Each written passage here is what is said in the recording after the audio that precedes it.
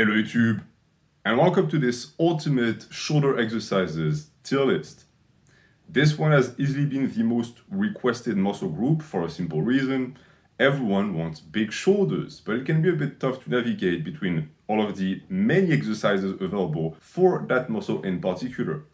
So today I selected 65 of them for this tier list, and I'm going to go through all of them to tell you which ones you should do and which ones are best avoided because they're dangerous, they don't give much gains, they are going to be a waste of time, etc., etc.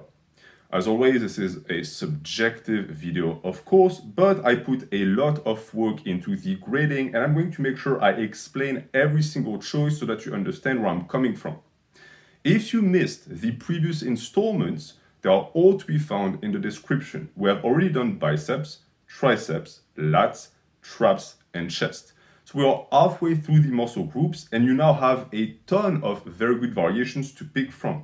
Today is going to be no exception. So, of course, it's a shoulder exercises still list, so you can expect to see a ton of presses and lateral raises of all sorts. I tried to be as complete as possible and not ignore or avoid certain types of lifts, and also include exotic motions that are not necessarily presses or raises that could still be beneficial for your shoulder development. The tiers I selected for today's episode are as follows. The D tier is called the Pebble-tier, which is directly connected with the S tier. Pebble because if you stick to these exercises, you're going to get hurt, you're going to plateau, and you're never going to see gains, so you'll have small shoulders pretty much forever. The C tier is the mediocre tier. This one is going to be quite interesting. There are some movements in there that I know some people like to do because they think there are special weapons or secret lifts that are going to give them crazy gains. For the most part, it's not the case. They are in C tier because there are better options out there and these lifts are flawed by default. B tier is the decent tier. These lifts are okay. I always think that you could do better than them, but if you have a special connection with them, why not? The A tier is excellent. We're starting to talk about very good shoulder exercises that you should consider in your training, but they are missing that special something that would push them to the next level. The next level being, of course, the Boulder-tier. If you want Boulder shoulders, these are the exercises you cannot afford to skip.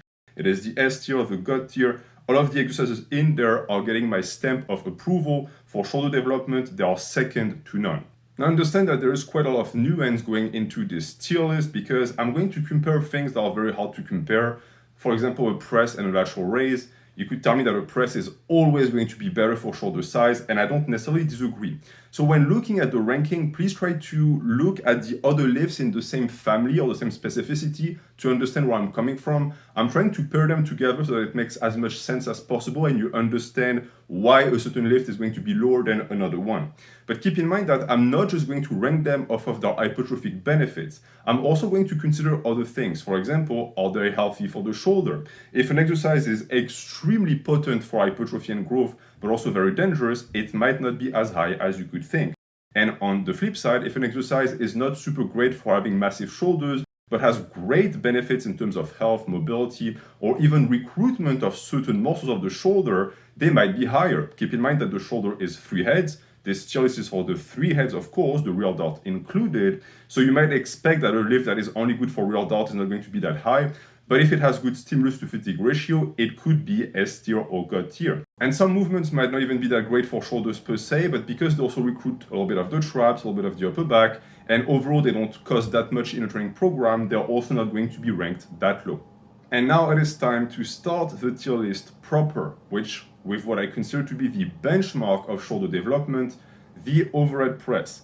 It should be no surprise that the strict barbell overhead press is going to go directly into Boulder-tier. This is excellent. There's no way around it. It is going to recruit the shoulder in a safe fashion. You can place your hands in the position that is the most comfortable. It is perfect. Of course, you want to do it in a rack. If you clean it off the floor, you're going to be more unstable. You're not going to be able to do as many reps. So I always recommend to do it in a rack. And also to do it with a barbell. If you do the standing overhead press with dumbbells, I think it's only decent for the simple reason that the act of getting the dumbbells up to start with is a workout in and of itself. So you're not really focusing on the shoulder as much as you could. Then there is what some people could tell me is just as good because it's still a press, and that is the dumbbell shoulder press, which to me is excellent. Now, the reason why it cannot compare to the strict standard barbell overhead press is because you have to get the dumbbells in position. And anyone who's done that exercise knows that one, it's a bitch. Two, the first rep is the hardest rep because you have to get momentum going and you have to get the shoulders engaged in the movement, which is a waste of energy in my opinion. So unless you have two slaves that follow you around to put the dumbbells in your hand at the top of the motion so that you can start with a negative, I believe that it cannot be compared to the strict overhead press. It is still a very good movement that I like very much. An important aspect to keep in mind also is that this is done seated. I personally believe that it makes no difference whether you do it standing or seated as long as the knees and the legs are not involved. It is here a question of lower back health.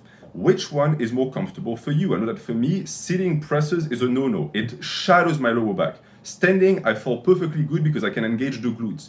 It's up to you, but this does not actually impact my decision on making one S tier and the other one A tier. Which of course means that if you do a barbell overhead press seating and you just have a rack to unrack it, it's also S tier. Then we move on to the Arnold press. So the Arnold press is a bastardized or even hybrid version of the strict dumbbell sitting press, which to me is only decent because I think that lifts that try to do everything at once lose on both fronts. The issue with that movement is that you're going to try and rotate the dumbbells into the chest and then press them back up, which takes away from the ability to strictly press the weight up, and you don't really get many benefits from that. So it's a little bit of a circus act.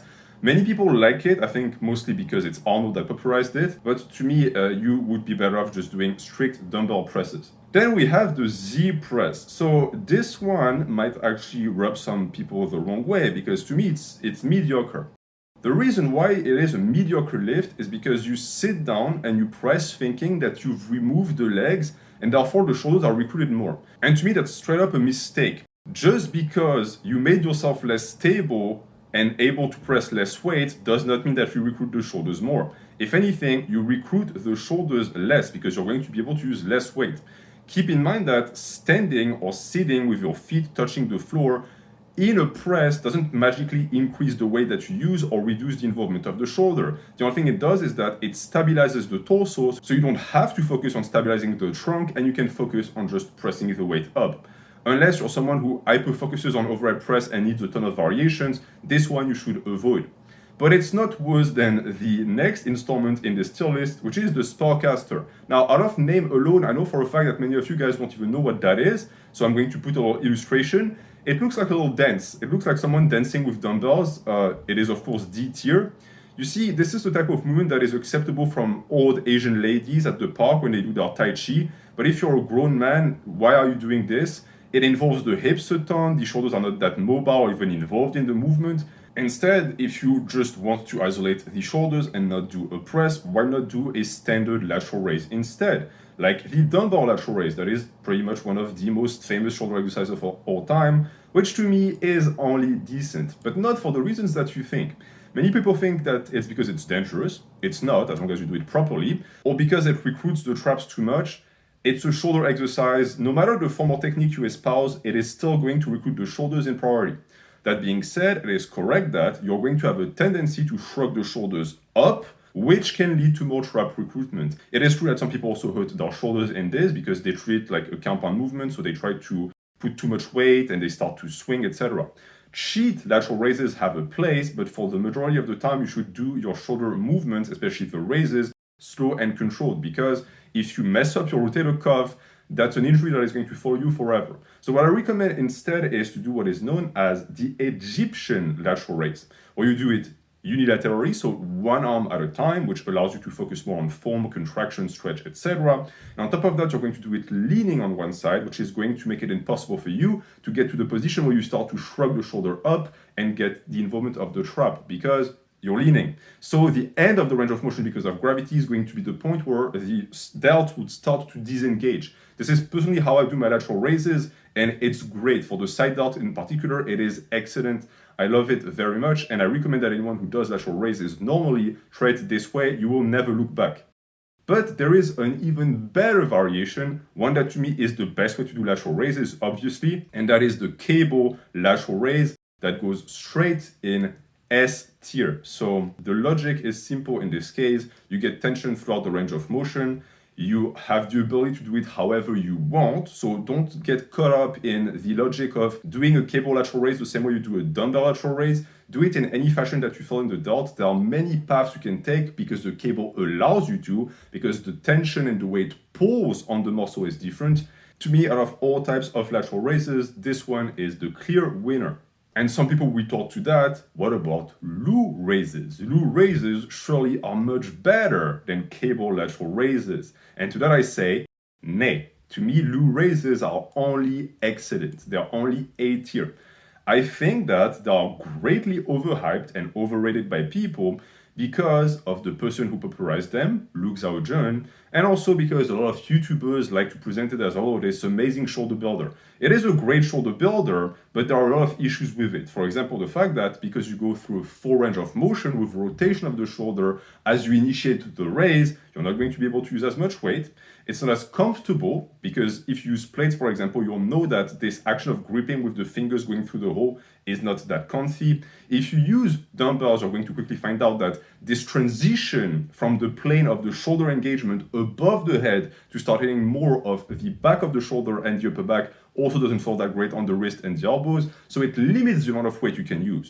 Where it actually beautifully shines, however, is in shoulder mobility, and also, as I said, recruitment of the small muscles of the back of the shoulder. So this is a good movement to add to your training, but do not only do that for shoulders or else you're going to shortchange your gains. Then we move on to the family of push-ups with the pike push-up. So I always rank this push-up low, and it's for a reason. It tries to do everything at once. It tries to be a tricep builder. It tries to be a chest builder, a shoulder builder, and it does none of it properly if you do it the way most people do it, meaning with minimal range of motion. If that is the case, it is only mediocre. We'll see that the more range of motion and the more the torso shifts towards a vertical position, the more shoulder recruitment and the higher this lift is going to go, which means that logically something like a deficit push-up is going to be ranked higher. I put the deficit push-up in decent tier because there is more shoulder flexion, much more in reality. Again, the issue with the pike push-up is that your head runs into the floor before your shoulders can go into full flexion. So a deficit would actually take care of that. And then above the deficit push-up is the decline push-ups, which for the same logic is going to be excellent because it focuses on placing the feet higher so that you can go deeper into the movement and engage more shoulders. Based on that logic, you should already know what type of push-up I'm going to put in Boulder-tier and in S-tier. It's the handstand push-up because it's pure shoulders. This one is a beautiful calisthenic movement. Anyone who tells you that you cannot build big shoulders with calisthenics is an idiot. If you can do full range of motion, elevated handstands, where the limitation of the range of motion is where your hands touches your chest or shoulder, you're going to have boulder shoulders. There's no way around that. The issue is that it's a very difficult movement and you have to work up to it. But you're in luck because the push-up variations I just outlined that rank from C to S are going to get you there. So you can progressively overload, get your body used to it, and then you'll have a beautiful shoulder builder. In truth, a handstand push-up is an inverted overhead press. So of course, it's going to be God tier. Then we have a pin press. So a pin press is an overhead press that you do above the chest because you start the movement higher up. Logically, this also means that it cannot be ranked as high because many people tend to forget that when you do an overhead press, the lower you go and the bottom of the range of motion is the part where the shoulder is maximally recruited. So you don't want to skip it. If you pin press, you skip it. So I'm going to put the pin press in decent tier. It's not horrible, but the higher you put the pin, the less shoulder recruitment you get. So the worse movement it becomes for the shoulders. Unless, again, you're a super specific guy who wants to be super strong on the overhead press, there is absolutely no need to do that movement. The Viking press is slightly better. The Viking press is technically a strongman movement. However, many gyms nowadays have this implement, and I think that is excellent. There are two types of Viking presses, the one that you press in front of you and the one above you. Sometimes you will see strongmen turn around, so they'll have the weight behind them and they'll press overhead. This is a great movement because it's pretty much an overhead press. My only gripe with the movement is the fact that you don't get to pick your grip. And I found that because of the way most Viking presses are built, it puts a lot of tension on the lumbar spine. So it is only excellent, but I still think that this is a very worthy pressing variation. You don't want, however, to do what many strongmen do because they do it for performance, which is to bend at the knee and to push with the legs. The goal is to recruit the shoulders. Logically, this means that you already know where the push press is going to go. I'm going to put it in mediocre tier because it recruits the legs. If you take the musculature of the shoulders, okay, and you pair it and you pin it against the muscle of the leg, which one is going to be recruited more?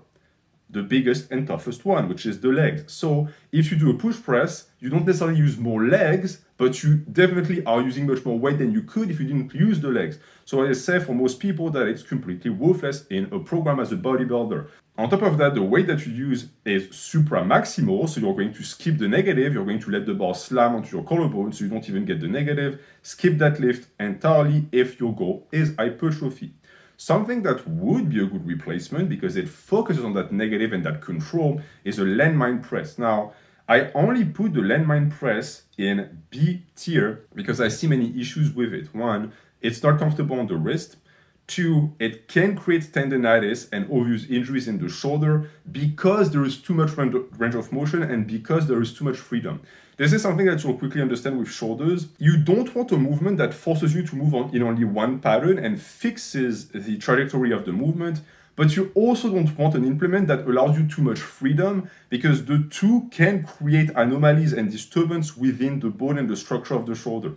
So this one is the perfect example. You can move the shoulder in every direction in 3D, which means that you might sometimes enter ranges of motion that are too deep and not good for the shoulder at all, which is why it's only B. But I understand that many people would prefer this because they don't like what a standard strict overhead press does, where your hands are fixed and it doesn't feel good for them and they don't know what alternative they could use. Well, I have an alternative right there. Something that at first glance is going to sound goofy until you try it. And that is the trap bar overhead press, which goes straight into Boulder-tier. It's a great movement. You're going to look like a clown, but if you do it properly, especially if you're the type of person that doesn't like that straightforward grip of the overhead press, you're going to love it. I know that doing dumbbell press with a neutral grip can be a bit of a hassle because the dumbbell runs into your face, it's tough to get in position. The trap bar allows you to enter that neutral position. On top of that, you get more range of motion because the bar doesn't run into anything because there's a hole for your entire body and your entire trunk. So you'll find that if you're someone who doesn't agree with most overhead presses, the trap bar overhead press might be your savior. Only thing to keep in mind when you do it is to, of course, not use the handles. Don't be the guy that grabs the handles that are shaky. You grab the structure and the frame of the trap bar. I don't want in a week or so to get some people in my comments saying, hey NH, I tried the trap bar overhead press and it slipped and it slammed into my collarbone and now I have a cast or I'm in the hospital, fuck you. It's not my fault, you were filtered by evolution. But if you do it properly, it's going to be perfectly safe. And the next one is also a very safe motion of the shoulder, one that I favor personally because unlike the lateral raise that could induce a lot of internal rotation of the shoulder, which could lead to impingement down the line, the reverse fly fixes that issue because you're bent over and you recruit a ton more of the scapular belt, which is going to take care of pulling the shoulders back and keeping them nice and healthy. So to me, this is an excellent movement, not the one you're going to put a ton of weight on, admittedly much less than your lateral raises. You should of course do these sitting, please don't do them standing and fold yourself like an origami. It's just not comfortable, there are better ways to do it. You can also do them on an incline bench. The good thing being also that this movement doesn't recruit the upper traps, instead it recruits the middle and the lower traps, which a lot of people neglect in their training. So not only do you get the benefits of not letting the upper trap rub the work of the shoulder, but you also develop these small links that are very important because if you want to be stable with your presses, what stabilizes them a ton are these muscles of the trapezius that are often, as I said, neglected. The next lift, however, is the exact opposite. Many people will tell you that it's completely useless because it trains muscles that the presses already train. So why exactly are you wasting your time doing that? It is the front raise. At this point, this one, I see no one doing it. It's in no programs whatsoever because there have been so many waves of influencers saying that it's redundant that people have bought it. And in a sense, they're correct. If you do your horizontal presses, your bench presses, and you do a vertical press, your front delts are going to get plenty of hook. However, the mistake that these people make is that they think that a front raise only trains the front of the delt. It's like in their heads they think front raises, front delts, okay, well, this means it's the only muscle that works. No, whether you raise your shoulder to the side or to the front, every single head of the shoulder is recruited more or less. You still get side delt activation from a front raise. Does it mean you must do it? No. But if you like doing it, why not? It's not going to tax the elbow joint. It's not going to tax the wrist at all. And if you do them properly, you're not going to hurt your shoulders. So I think that it would be unfair to put this lift in Pebble-tier. It is only mediocre for the reasons I explained previously. You should not need it, but if you want to do it, why not? The next movement, however, does go in Pebble-tier, and that is the plate front raise. So you can always count on fitness influencers to try to reinvent the wheel. In this case, quite literally, because it's someone who took a plate and said, oh, look, it looks like a wheel. It's funny. It looks like I'm driving. And then they started doing fucking front raises with that. And they put it on Instagram. And because it looks cool, many people actually followed suit. The video, the tutorial for the technique and the form for plate front raises on YouTube has 500,000 fucking views. Meaning that people do that lift. Don't do that lift, okay? D tier, straight up, why would you do your raises in that motion? One, again, it's a front raise, so it's one that is redundant. Two, why with a plate? You're in a position with internal rotation. It's impossible to progressively overload because once you can do 45s for reps, what do you do then? You're going to sandwich a 10, you're going to scotch it around the 45. And of course, also don't do the lateral raise variation of this where you grab the whole of the plate and you go like this. Dumbbells have been invented for a reason and we put plates on it because it's much more convenient. So skip this one. The next one you could, however, give a try, and that is the thumbs up front raise. This lift is a little bit cursed because I could not find a single picture or video of anyone doing this movement that wasn't on drugs. And in the same line of thinking, it's also redundant. However, you will find that because you do it thumbs up, you get much less internal rotation, so it's healthier for the shoulders. I don't, again, quite understand why anyone would need this in their shoulder program, but if you like it as a finisher to get a burn in the shoulders, why not? You should, in my opinion, always prioritize lateral raises because even though front raises and lateral raises all recruit the heads of the shoulders, they don't do it equally, and the ones that everyone neglects are the side and rear delt, which the lateral raise train in priority, whereas the front delt develops the front delt in priority. So it would just end up reinforcing the part of the shoulder that is already very strong in most people who do presses, that could lead to imbalances and down the line rotator cuff injuries. On top of that, it's going to fuck up your posture. I'm still putting it in decent tier because for hypertrophy, it actually does the job. Now, the next lift on that list might surprise you because I'm going to rank it very high. This one is described by many as a shoulder destroyer, even worse than lateral raises with the thumbs up. That is the behind the neck press. To me, that's an excellent lift. It's A tier. Now, it's absolutely correct that if you go too heavy, too deep with a behind the neck press, you're going to mess your shit up. It is a tough position to hold, like many older lifters would tell you that because they can't do back squats. The shoulder mobility required to hold the bar behind the head is actually quite high.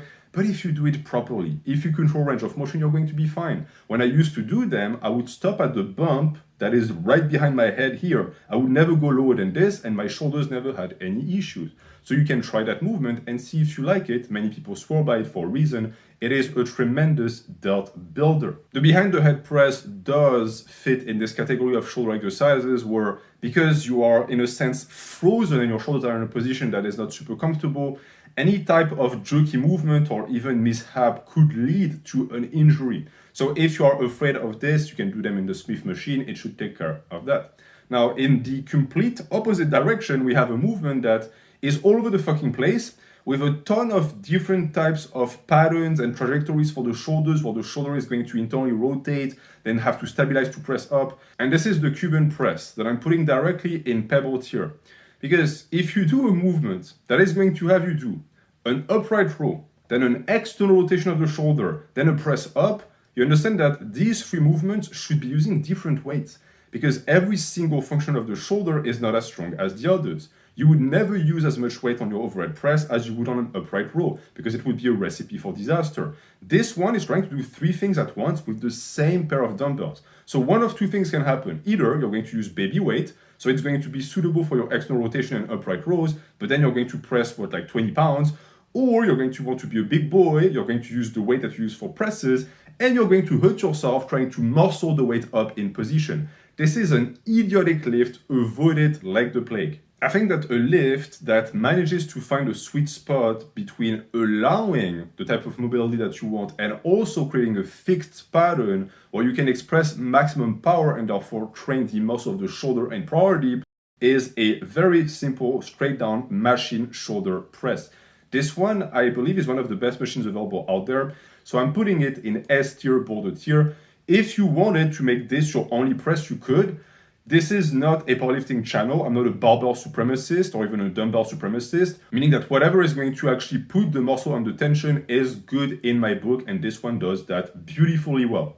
And because you're going to do it sitting, your torso is not going to shift around, so there's not going to be any problems with stability.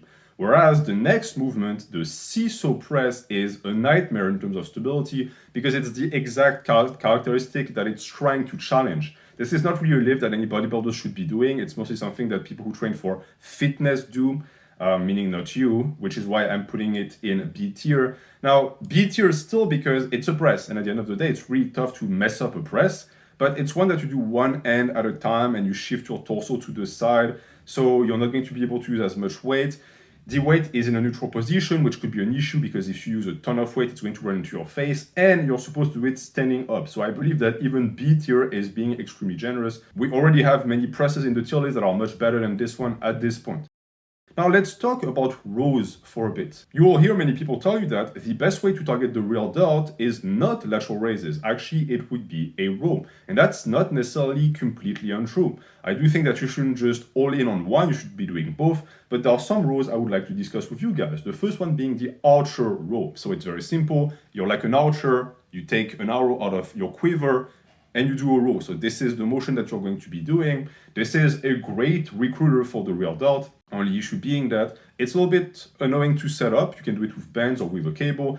Please don't do it with a dumbbell. I think I don't need to tell you that, but this is not how gravity works. None of the movements that you do with cables you can replicate with dumbbells, not in the same fashion at least, especially not with rows that you do standing up in an horizontal pattern. So this one I'm putting in C tier because I think that there are better things you could be doing out there, but for someone who's never done any types of rows that target the real delt in particular and that are afraid they're going to keep using more lats naturally because that's what they're used to doing, to give this a try, it would be a great way to actually build up to something much more interesting like a real delt row, a movement that I personally love greatly, but I'm only placing in decent tier. And it's for the reasons I outlined earlier. Yes, it builds the real delt, but it's still a row. So you're also going to recruit a lot of traps and a lot of the musculature of the upper back. The three heads of the shoulders are not trained all at the same time. It's an isolation movement purely for the back of the shoulders, which unlike what some people would want to believe, is not the most important part to develop. However, if it is glaringly weak, it is going to make your shoulder look worse because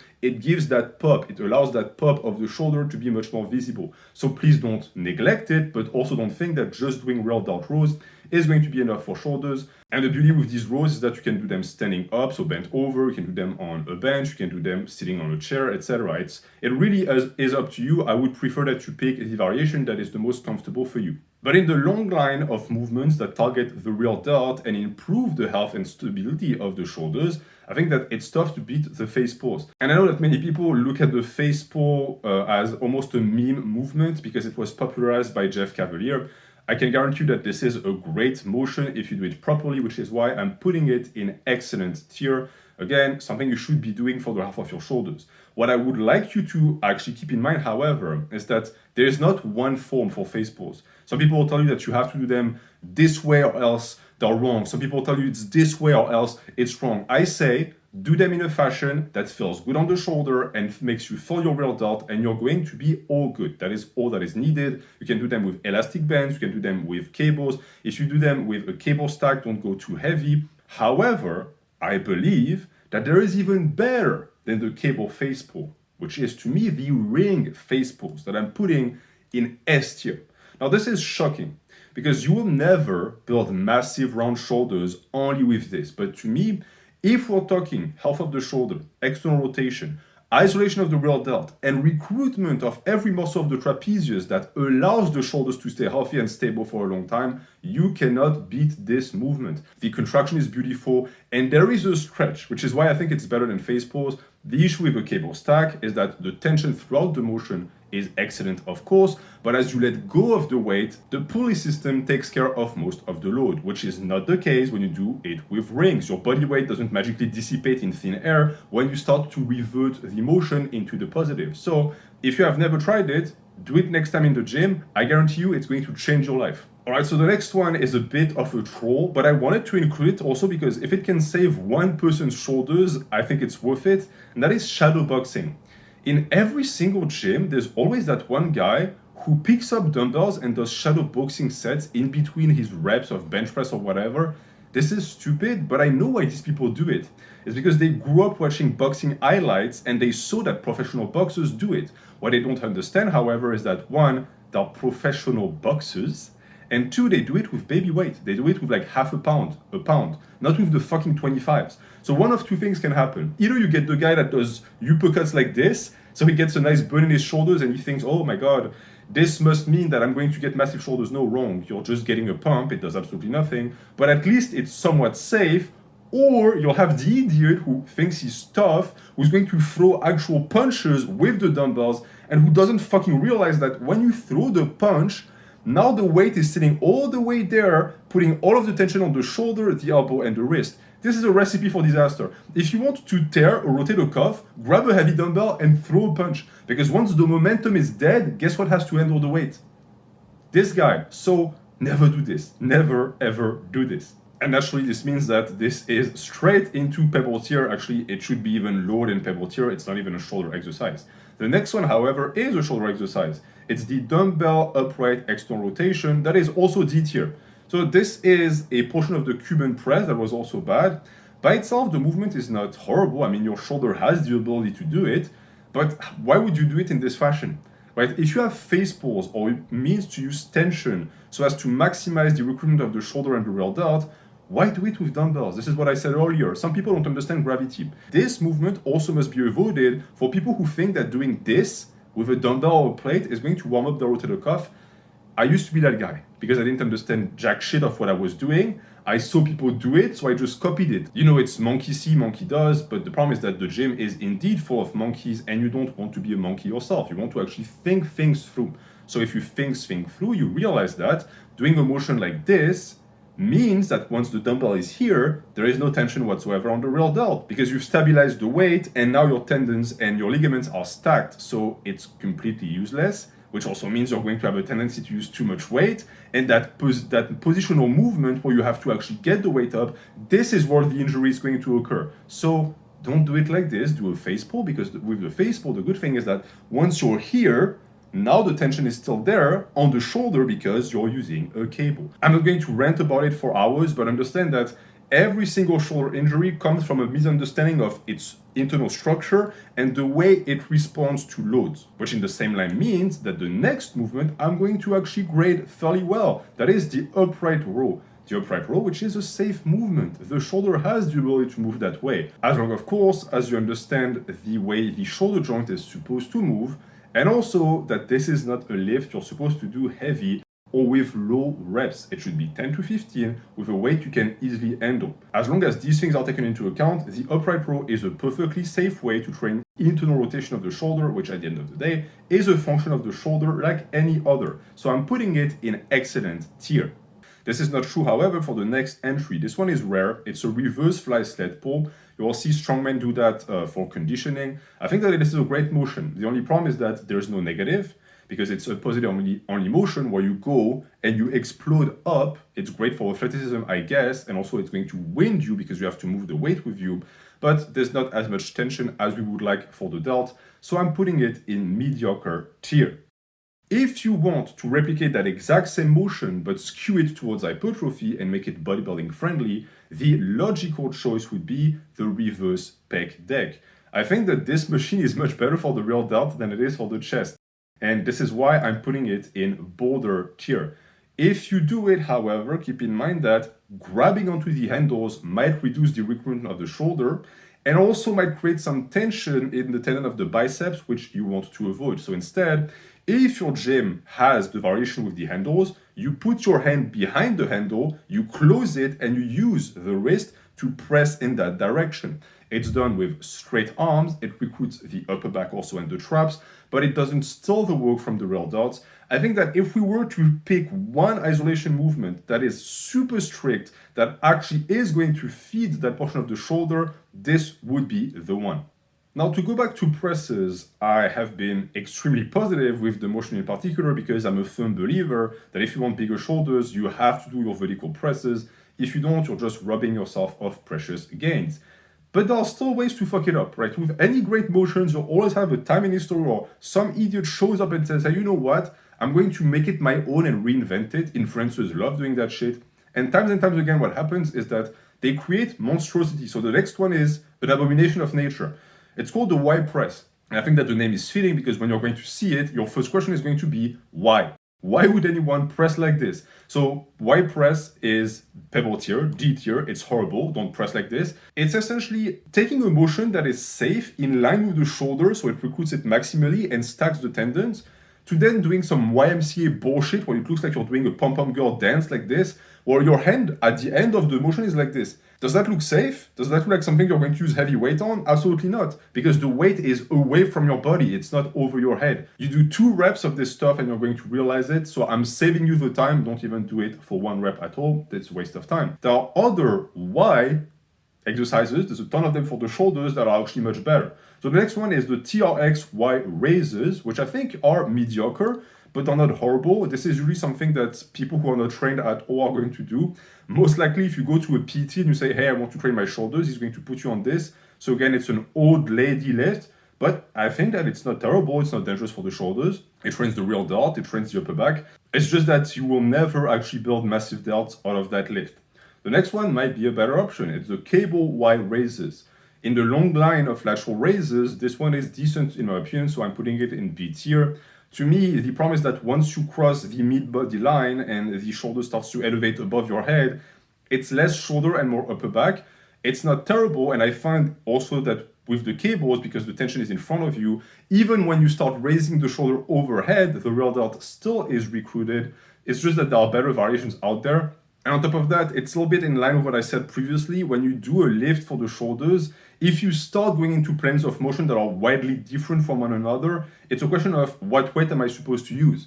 Because from this position to this position, you're very strong. And then from this position to that position, you're much less strong. Meaning that logically, at least one portion of the movement is either going to be underloaded or overloaded. So this is why I think that the next entry that I'm putting directly into Boulder-tier is the better and safer alternative. The Y raises, the classical variation, is Boulder-tier S tier because it is as strict as one can get. Your torso is in a position that maximizes the recruitment of the side and rear delt, and whatever weight you're going to be using throughout a relevant range of motion.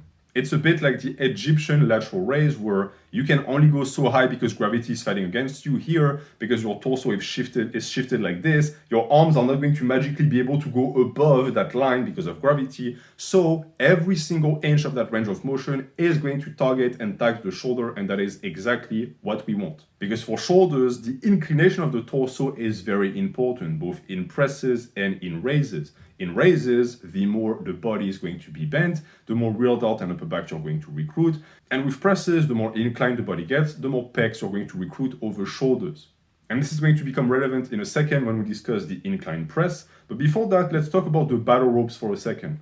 So if you want a good burn in your shoulders, nothing beats the battle rope. Does it make it a good exercise? Absolutely not. It's only mediocre. You will find that jerky, quick motions of the arm and the shoulder burns the shoulders. So I'm not going to use the example that you guys think I'm going to use. If you wash your hair with shampoo and you do this, your shoulders are going to burn. You can be pressing 2 plates overhead press for 15 reps, your shoulders are still going to burn because the muscle responds to the fast activation and the fast twitching of the fibers. It does not mean that this is good for hypertrophy.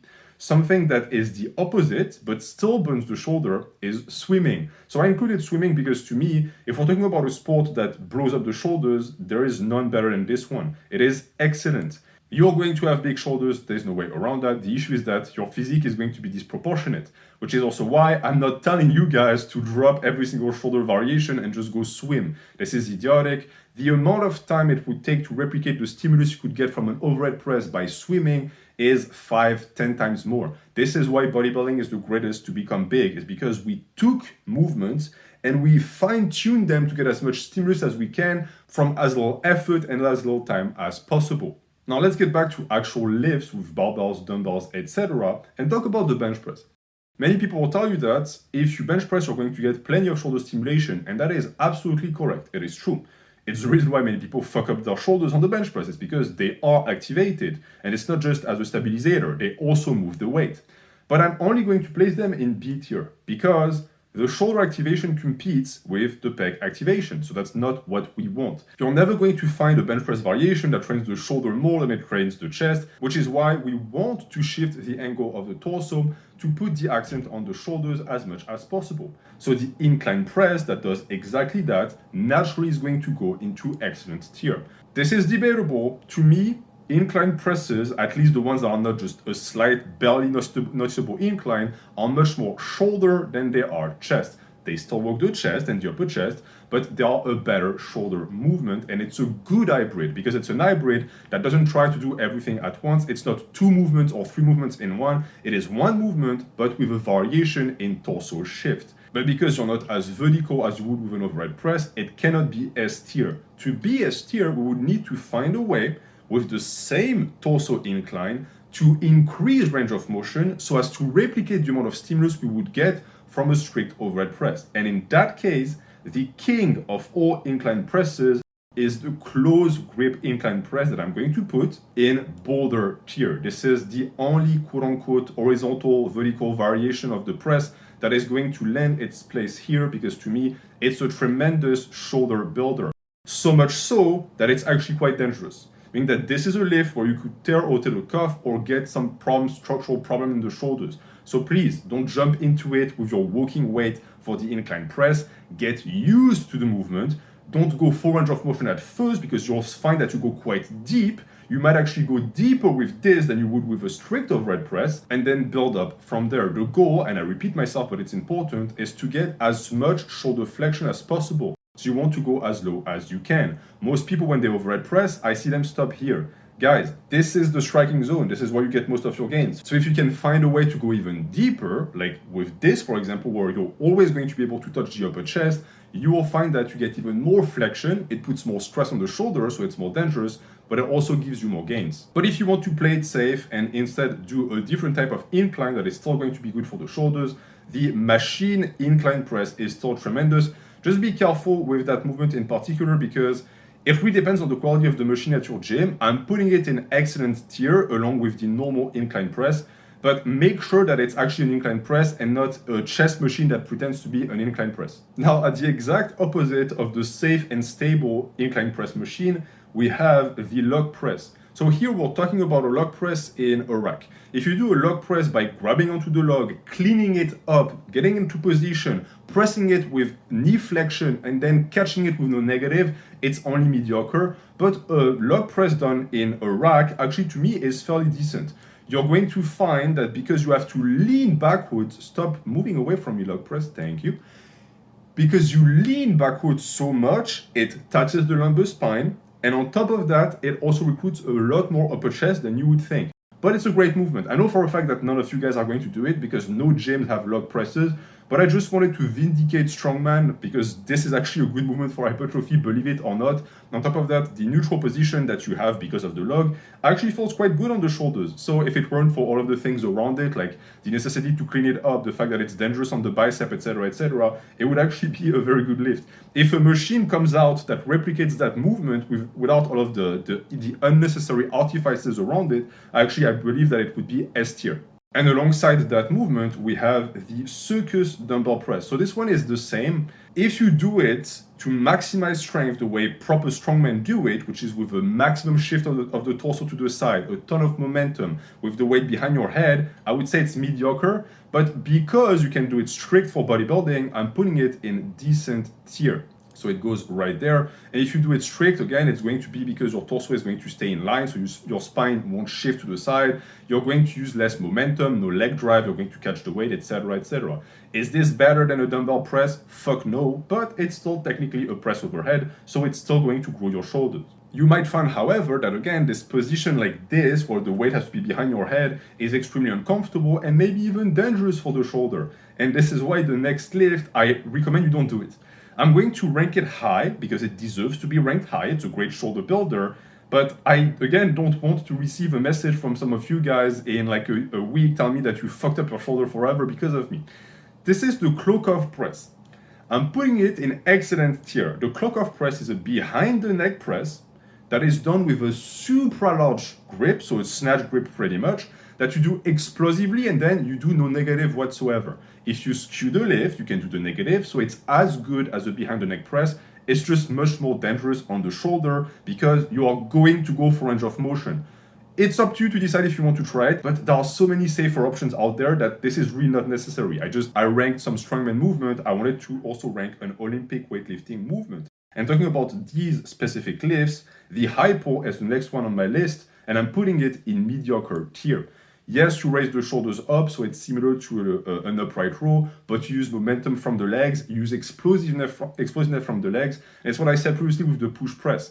Just because you push the weight up doesn't mean that the shoulders do that much work, because the portion that gets the weight from collarbone to above head is mostly legs, and guess what? That's the portion of the range of motion again that builds the most muscle on presses. So it's the same logic here. What initiates the movement until you get here is the in portion, and then you finish with upper back.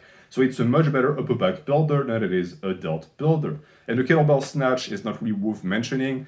I think that to me it's Pebble-tier. You will never build big shoulders with this. Yes, there is the stretch because you catch the weight at the bottom, but at this point there are so many better options, especially unilateral options that also are not taxing on the cardiovascular system, that this could only again be taken as something you would do like a battle rope to get a burn, get a little bit of activity of the body, but certainly not something that is going to be relevant for pure hypertrophy. Which ironically is also the downfall of the next lift, but in the complete exact direction. Again, shoulders are funny like this. If you try to be too strict or isolate a muscle too much, you might end up with a range of motion or even a plane of movement that on paper should do its job because the muscle gets activated, but is horrible in actual practice. This is the behind the body real delt raises, which just looking at it, you think to yourself, how is it possible for the shoulder to move in that fashion? Answer, it's not. The shoulder has the ability to raise behind your body. It's not comfortable at all. So yes, it does recruit the real delt because it's the real delt that moves the arm in this position,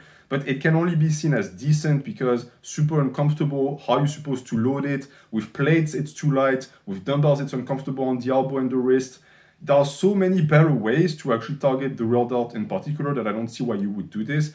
If you do it standing, it's even worse. Please do it on an incline bench. If you want something, an isolation movement that is a lateral raise for the shoulder that feels very comfortable and stabilizes you greatly, I recommend you give the machine lateral raise a try. The first one I'm going to place is the elbow variation, and I'm placing it in excellent tier. The reason why it's not higher is because the elbow pad forces the shoulder in an internal rotation position, which people might find uncomfortable. There is a reason why you are told not to do your lateral raises like this, like you're pouring water into a jug, is because it can lead to some impingement. That being said, if you know what you're doing, you should be fine.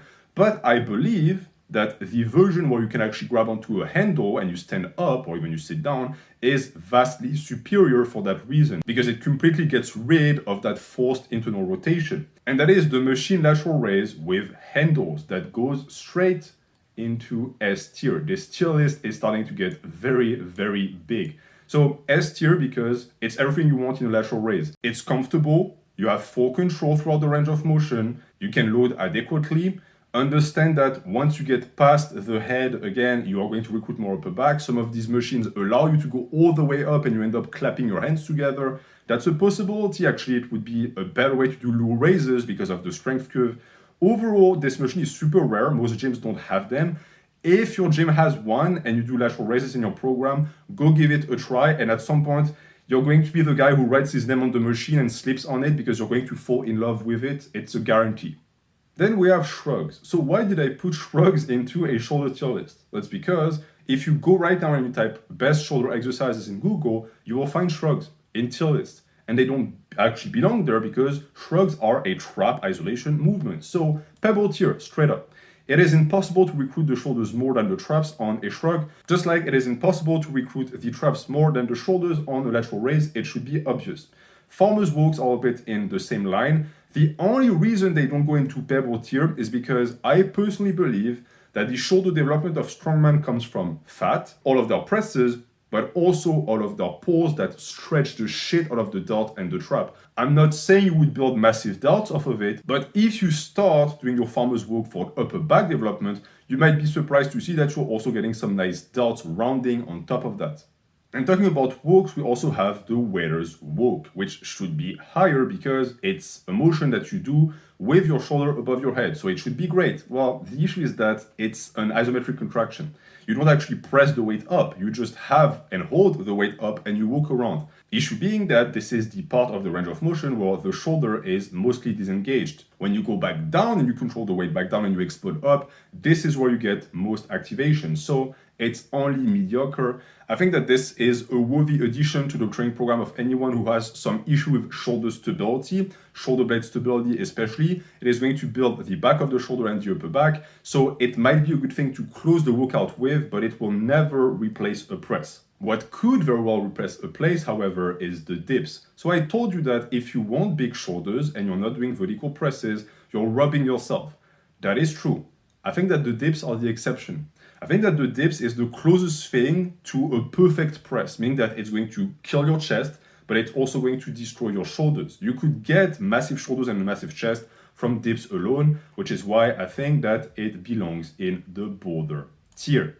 But it also comes with a lot of inconveniences because since you go into maximum flexion of the shoulder, if you go for range of motion, you also run the risk of hurting yourself. And a dip is much more dangerous than a press overhead because there's no safety net.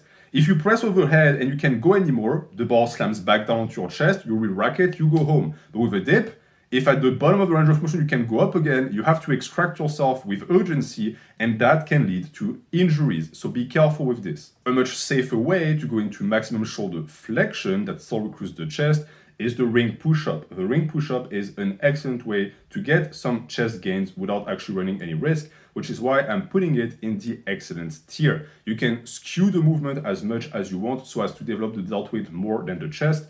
Logically, this also means that if I take something that I already placed in A tier, like a decline push-up, and I mix it with ring push-ups, we get something that is going to be S tier as well. And this is why the next lift, one that I fell in love with recently, has to be ranked in the God tier as well. This is the decline ring push-up. You can do it with as much of a vertical torso as you want, meaning that you can have your feet that high and that much of a torso lean with your head here. It is amazing. I've never ever felt a push-up variation that felt better on the shoulders and the upper chest than this one. It is everything I've ever wanted. It's safe on the wrist. It doesn't tax the elbows. It's not as easy to load as a dip, so it might not replace the need for more additional shoulder work, but it's so much safer and it's such a perfect stimulus to fatigue ratio because it doesn't tax the rotator cuff of the shoulder at all that I think everyone who has tried ring push-ups should try to do them like this at least once. And then we have planks. Many people, when they do planks, feel their shoulders because their shoulders burn. At this point, you understand that this is not a good metric to judge if a shoulder isolation or variation is good to build size. And the plank tap is not the solution either. It's when you do your plank and you trap your shoulders. The only thing it does is it makes it burn even more. It does not make it a good movement. So D tier. The halo is in the same line. I explained to you previously that doing the shampoo thing is not going to be great for shoulder hypertrophy. Doing it with a kettlebell or dumbbell certainly is not going to magically make it better. This is good for mobility, but for pure size, it is garbage. So mediocre tier, C tier. Then we have the Gata swings. So the halo is not that good, and the Gata swing replicate this. The only difference being that it's more comfortable on the wrist. It's an easier grip because the implement that you use was built for this, and it has a long history of building big shoulders. The Indians used it, the Chinese warriors have been using this for thousands of years at this point. It is a time-proven method. It's not the best for hypertrophy, don't get me wrong, but I'm not going to put it below decent tier because I think that it has its place in modern fitness for shoulder mobility, for shoulder health. So if you're like me, a berserk enjoyer, and you want to swing guts sword, instead replace it by Gata swings, you're going to get better results. And on top of that, instead of hurting your shoulders, you're going to reinforce their integrity, which is something that at first glance you would not say for the next exercise. If you saw someone do that at the gym, you would think to yourself, okay, that guy is ego lifting, he's trying to do cheat lateral raises, he's an idiot. No. What he's doing is he's doing what is called a real delt swing that I'm placing in excellent tier. This is something that I've discovered through the late John Meadows, may he rest in peace.